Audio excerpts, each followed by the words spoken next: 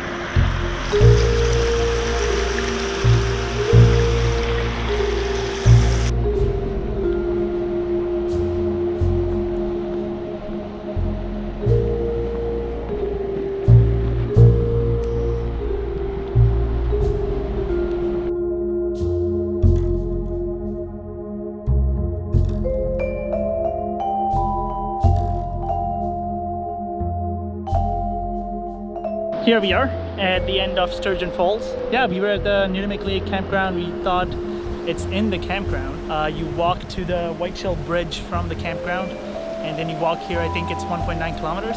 The weird part is it's a Saturday evening and there's no one here. I only saw like a couple of people.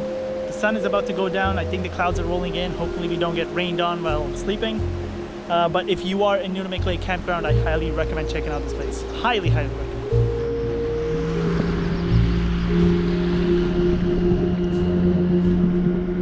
Caught this amazing sunset. I don't know if you can see it so well on the GoPro. It's raining a little bit and there's some lightning over there. We're trying to get a picture of the lightning, but it's a little tricky.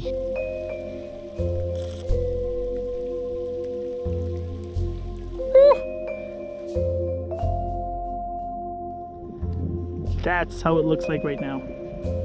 And it's completely cloudy over there. That's how it turned out right now. Going back to our cars, but look at that. Hey guys, it's the next morning. Last night when we came back after the sunset, it got dark so fast. So we just had a fire, made some food, and just went straight to bed. We woke up a little late today because it was raining all night and in the morning, and we didn't want to get wet, so we were just like, oh, let's sleep in. Right now we're just trying to make some tea and some food. But you just need to know that if you are camping here, you will not have any network. It's kind of good because you're with the nature and you're with the people that you go with. If you do come camping here, it's a great place. Great places that are nearby like Blueberry Hill Trail and Sturgeon Falls Trail, but there's no network.